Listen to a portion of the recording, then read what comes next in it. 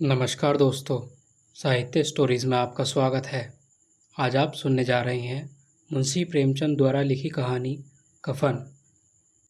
झोपड़े के द्वार पर बाप और बेटा दोनों एक बुझे हुए अलाव के सामने चुपचाप बैठे हुए थे और अंदर बेटे की जवान बीवी बुधिया प्रसव वेदना में पछाड़ खा रही थी।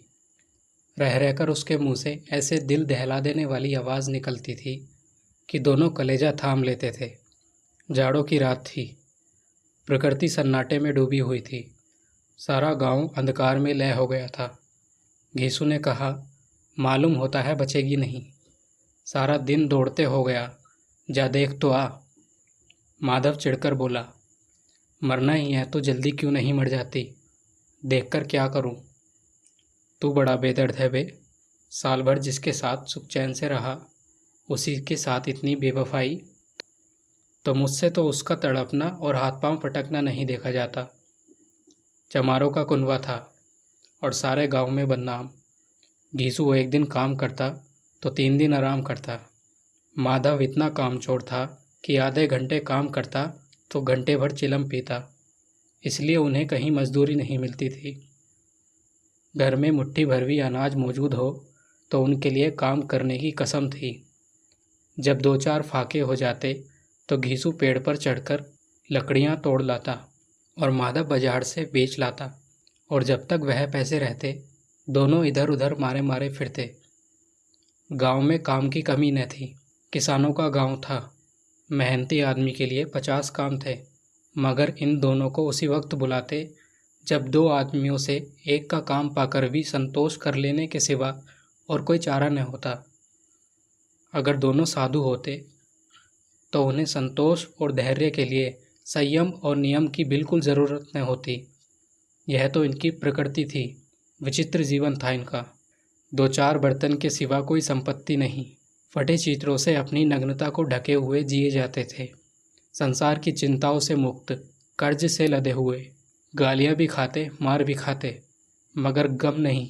दीन इतने कि वसूली की बिल्कुल आशा न रहने पर भी लोग इन्हें कुछ न कुछ कर्ज दे ही दिया करते। मटर आलू की फसल में दूसरों की खेत से मटर या आलू उखाड़ लाते और भून बांध कर खा लेते, या 10-5 ऊख उखाड़ लाते और रात को चूसते। घीसू ने इस आकाश वृत्ति से 60 साल की उम्र काट दी थी और माधव सपूत बेटे की तरह बाप के ही पद चिन्हों पर चल रहा था, बल्कि उसका नाम और भी उजागर कर रहा था। इस वक्त भी दोनों अलाव के सामने बैठकर आलू भून रहे थे, जो कि किसी खेत से खोद कर लाए थे। घीसू की स्त्री का तो बहुत दिन हुए देहांत हो गया था। माधव का ब्याह पिछले साल हुआ था। जब से यह औरत आई थी, उसने इस खानदान में व्यवस्था की नींव डाली थी और इन दोनों बेगैरतों का दोखज भरती रहती थी। जब से वह आई, यह दोनों और भी आलसी और आराम मतलब हो गए थे, बल्कि कुछ अकड़ने भी लगे थे। कोई कार्य करने को बुलाता तो निर्ब्याज भाव से दुगनी मजदूरी मांगते, और वही औरत आज प्रसव वेदना से मर रही थी और ये दोनों इसी इंतजार में थे कि वह मर जाए और ये आराम से सोए। घीसू ने आलू निकालकर छीलते हुए कहा, जाकर देख तो क्या दशा है उसकी। चुड़ैल का फिसाद होगा और क्या। यहाँ तो ओझा भी 1 रुपया मांगता है। माधव को भय था कि वह कोठरी में गया तो घीसू आलूओं का बड़ा भाग साफ कर देगा। बोला, मुझे वहाँ जाते डर लगता है। डर किस बात का है, मैं तो यहाँ हूँ ही। तो तुम ही जाकर देखो ना। मेरी औरत जब मरी थी तो मैं 3 दिन तक उसके पास से हिला तक न था, और फिर मुझसे लजाएगी नहीं। जिसका मुंह आज तक नहीं देखा, आज उसका उगड़ा बदन देखूंगा।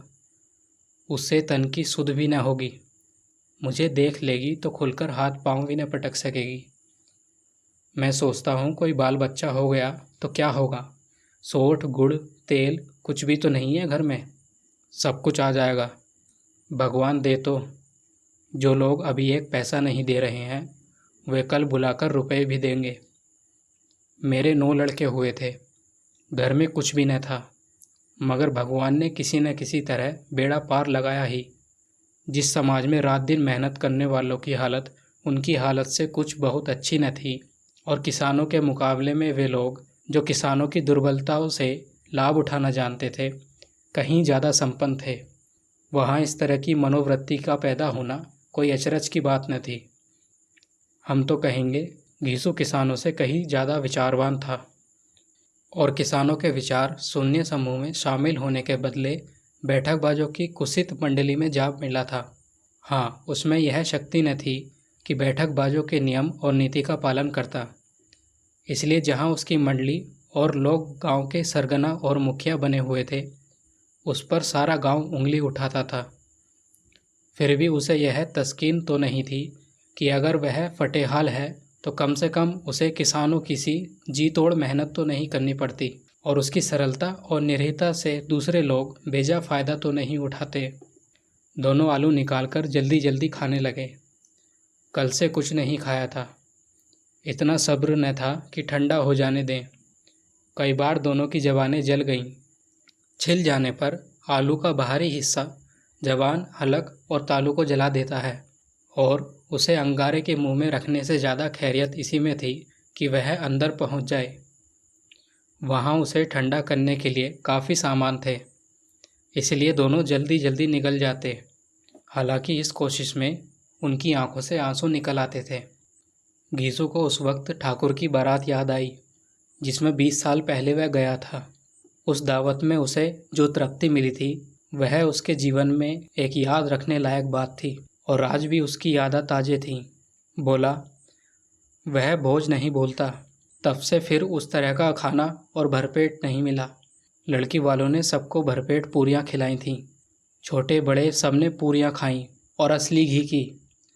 चटनी, रायता, 3 तरह के सूखे साग और रसेदार तरकारी, दही, चटनी, मिठाई। अब क्या बताऊं कि उस भोज में क्या स्वाद मिला। कोई रोक टोक नहीं थी। जो चीज़ चाहो मांगो, जितना चाहो खाओ। लोगों ने ऐसा खाया कि किसी ने पानी न पिया। मगर परोसने वाले हैं कि पत्तल में गरम गरम गोल गोल सुवासित कचौड़ियाँ डालते रहते थे। मना करते हैं कि नहीं चाहिए। पत्तल पर हाथ रोके हुए हैं, मगर वह हैं कि दिए जाते हैं। और जब सबने मुंह धो लिया तो पान इलायची भी मिली, मगर मुझे पान लेने की कहाँ सुध थी। खड़ा हुआ न जाता था। चटपट जाकर अपने कंबल पर लेट गया। ऐसा दिल दरियाव था वह ठाकुर। माधव ने इन पदार्थों का मन ही मन में मजा लेते हुए कहा, अब हमें कोई ऐसा भोज नहीं खिलाता। अब कोई क्या खिलाएगा। वह ज़माना दूसरा था। अब तो सबको किफ़ायत सूझती है। शादी ब्याह में मत खर्च करो, क्रियाक्रम में मत खर्च करो। पूछो, गरीबों का माल बटोर बटोर कर कहाँ रखोगे। बटोरने में तो कमी नहीं है, हाँ खर्च करने में किफ़ायत सूझती है। तुमने 20 पूरियाँ खाई होंगी, 20 से ज़्यादा खाई थीं। मैं 50 खा जाता। 50 से कम मैंने न खाई होंगी। अच्छा पका था, तू तो मेरा आधा भी नहीं है। आलू खाकर दोनों ने पानी पिया और वहीं अलाव के सामने अपनी धोतियां ओढ़कर पांव पेट में डाले सो गए, जैसे दोनों बड़े बड़े अजगर गेंडुलियां मारकर पड़े हुए हों और बुधिया अभी तक कराह रही थी। सवेरे माधव ने कोठरी में जाकर देखा तो उसकी स्त्री ठंडी हो गई थी। उसके मुंह पर मक्खियां भिनक रही थीं। पथराई हुई आंखें ऊपर टंगी हुई थीं। सारा देह धूल से लथपथ हो गया था। उसके पेट में बच्चा मर गया था। माधव भागा हुआ घीसू के पास आया और फिर दोनों ज़ोर ज़ोर से हाय हाय करके और छाती पीटने लगे। पड़ोस वालों ने यह रोना धोना सुना तो दौड़े हुए आए और पुरानी मर्यादा के अनुसार इन अभागों को समझाने लगे, मगर ज़्यादा रोने पीटने का अवसर न था। कफन और लकड़ी की भी फिक्र करनी थी। घर में तो पैसा इस तरह गायब था जैसे चील के घोंसले से मांस।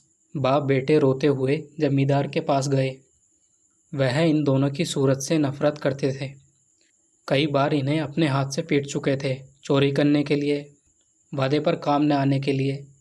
पूछा, क्या है बे घिसुआ, क्यों रोता है। अब तो तू कहीं दिखलाई भी नहीं देता, मालूम होता है इस गांव में रहना नहीं चाहता। घीसू ने जमीन पर सिर रगड़कर आंखों में आंसू भरे हुए कहा, सरकार बड़ी विपत्ति में हूँ। माधव की घरवाली रात को गुजर गई। रात भर तड़पती रही सरकार। हम दोनों उसके सिरहाने बैठे रहे। दवा दारू जो कुछ हो सका सब कुछ किया, मुदा वह हमें दगा दे गई। अब कोई एक रोटी देने वाला भी नहीं रहा मालिक, तबाह हो गए, घर उजड़ गया। आपका गुलाम हूँ, आपके सिवा कौन उसकी मिट्टी पार लगाएगा। हमारे हाथ में तो जो था वह सब कर लिया, सरकार ही की दया होगी जो उसकी मिट्टी उठेगी। आपकी सेवा करके द्वार पर जाऊं।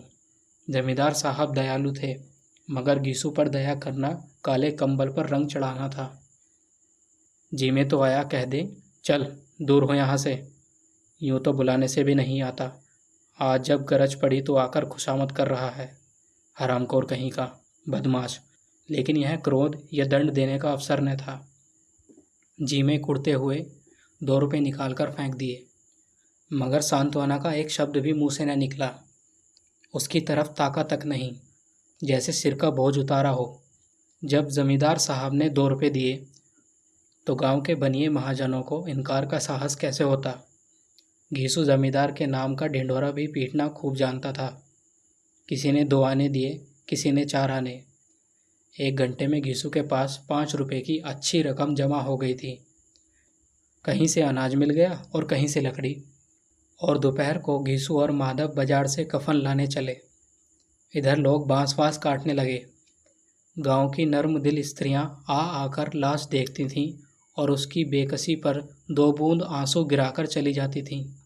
बाजार में पहुंचकर घीसू बोला, लकड़ी तो उसके जलाने भर को मिल गई है, क्यों माधव? माधव बोला, हाँ लकड़ी तो बहुत है, अब कफन चाहिए। तो चलो कोई हल्का सा कफन ले लें।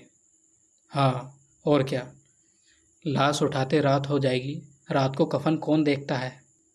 कैसा बुरा रिवाज है, जिसे जीते जी तन ढकने का चीथड़ा भी न मिला, उसे मरने पर नया कफन चाहिए। कफन लाश के साथ ही तो जल जाता है, और क्या रखा रहता है। यही 5 रुपये पहले मिलते तो कुछ दवा दारू कर लेते। दोनों एक दूसरे की मन की बात ताड़ रहे थे। बाजार में इधर उधर घूमते रहे, कभी इस बाजार की दुकान पर गए, कभी उस दुकान पर। तरह तरह के कपड़े, रेशमी और सूती देखे, मगर कुछ जचा नहीं। यहाँ तक कि शाम हो गई। तब दोनों न जाने किसी दिव्य प्रेरणा से एक मधुशाला के सामने पहुँच गए और जैसे किसी पूर्व निश्चित व्यवस्था से अंदर चले गए। वहाँ ज़रा देर तक दोनों असमंजस में खड़े रहे। फिर घीसू ने गद्दी के सामने जाकर कहा, साहू जी एक बोतल हमें भी देना। इसके बाद कुछ चिखोना आया, तली हुई मछली आई और दोनों बरामदे में बैठकर शांतिपूर्वक पीने लगे।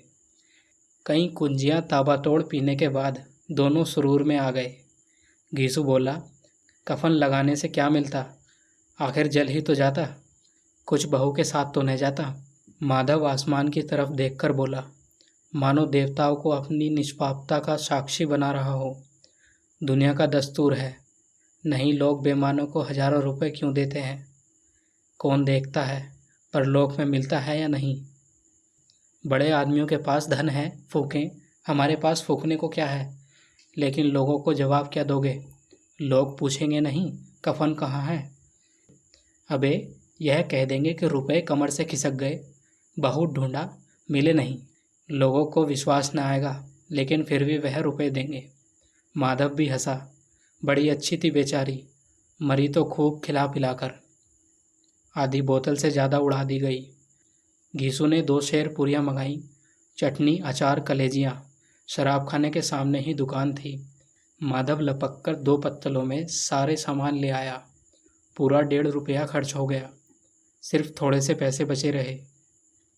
दोनों इस वक्त इस शान में बैठे पूरियाँ खा रहे थे जैसे जंगल में कोई शेर अपना शिकार उड़ा रहा हो। न जवाबदेही का खौफ था, न बदनामी की फिक्र। इन भावनाओं को तो उन्होंने बहुत पहले ही जीत लिया था। घीसू दार्शनिक भाव से बोला, हमारी आत्मा प्रसन्न हो रही है तो क्या उसे पुण्य न होगा। माधव ने श्रद्धा से सिर झुकाकर तकसीद दी, जरूर से ज़रूर होगा। भगवान तुम अंतर्यामी हो, उसे वैकुंठ ले जाना। हम दोनों हृदय से आशीर्वाद दे रहे हैं। आज जो भोजन मिला वह कभी उम्र भर न मिला था। एक क्षण के बाद माधव के मन में एक शंका जागी। बोला, क्यों दादा, हम लोग भी एक न एक दिन वहाँ जाएंगे ही। घीसू ने इस भोले भाले सवाल का कुछ उत्तर न दिया। वह परलोक की बातें सोचकर इस आनंद में बाधा न डालना चाहता था। जो वहाँ वह हम लोगों से पूछे कि तुमने हमें कफन क्यों नहीं दिया, तो क्या कहोगे? कहेंगे तुम्हारा सिर। पूछेगी तो ज़रूर, तू कैसे जानता है कि उसे कफन न मिलेगा? तो मुझे ऐसे गधा समझता है? 60 साल क्या दुनिया में घास खोदता रहा हूँ। उसको कफन मिलेगा और बहुत अच्छा मिलेगा। माधव को विश्वास न आया। बोला, कौन देगा? रुपया तो तुमने चट कर दिए। वहाँ तो मुझसे पूछेगी। उसकी मांग में तो सिंदूर मैंने डाला था। कौन देगा, बताते क्यों नहीं? वही लोग देंगे जिन्होंने आपके दिया है। हाँ, बाकी रुपए हमारे हाथ न आएंगे। ज्यों ज्यों अंधेरा बढ़ता रहा और सितारों की चमक तेज होती रही, मधुशाला की रौनक भी बढ़ती जाती थी। कोई गाता था, कोई डींगे मारता था, कोई अपनी संगी के साथ लिपटा जाता था, कोई अपने दोस्त के मुंह पर कुल्हड़ लगाए देता था। वहाँ के वातावरण में सुरूर था और हवा में नशा। कितने तो यहाँ आकर चुल्लू में मस्त हो जाते थे। शराब से ज़्यादा यहाँ की हवा उन पर नशा करती थी। जीवन की बाधाएं यहाँ खींच लाती थीं और कुछ देर के लिए भूल जाते थे कि वे जीते हैं या मरते हैं, या न जीते हैं न मरते हैं। और दोनों बाप बेटे अभी भी मज़े लेकर चुस्कियाँ ले रहे थे। सबकी निगाहें इनकी ओर जमी हुई थी। दोनों कितने भाग्य के बली हैं। पूरी बोतल बीच में है। भरपेट खाकर माधव ने बची हुई पूरियों की पत्तल उठाकर एक भिखारी को दे दी, जो खड़ा हुआ इनको भूखी आंखों से देख रहा था और देने के गौरव, आनंद और उल्लास को अपने जीवन में पहली बार अनुभव किया। गीसू ने कहा, ले जा, खूब खा और आशीर्वाद दे। जिसकी कमाई है वह तो मर गई, मगर तेरा आशीर्वाद उसे ज़रूर पहुँचेगा।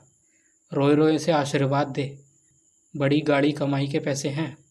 माधव ने फिर आसमान की तरफ देखा। वह बैकुंठ में जाएगी दादा, बैकुंठ की रानी बनेगी। गीसू खड़ा हो गया और जैसे उल्लास की लहरों में तैरता हुआ बोला, हाँ बेटा, बैकुंठ में जाएगी। किसी को तो सताया नहीं, किसी को दबाया नहीं। मरते मरते हमारी ज़िंदगी की सबसे बड़ी लालसा पूरी कर गई। वह न बैकुंठ जाएगी तो क्या ये मोटे मोटे लोग जाएंगे, जो गरीबों को दोनों हाथ से लूटते हैं और अपने पापों को धोने के लिए गंगा में नहाते हैं और मंदिरों में जल चढ़ाते हैं। श्रद्धालुता का यह रंग तुरंत ही बदल गया। अस्थिरता नशे में खासियत है। दुख और निराशा का दौर हुआ। माधव बोला, मगर दादा, बेचारी ने जिंदगी में बड़ा दुख भोगा, कितना दुख झेलकर मरी। वह चीख मार मार कर आंखों पर हाथ रखकर रोने लगा। गीसू ने समझाया, क्यों रोता है बेटा, खुश हो कि वह माया जाल से मुक्त हो गई, जंजाल से छूट गई।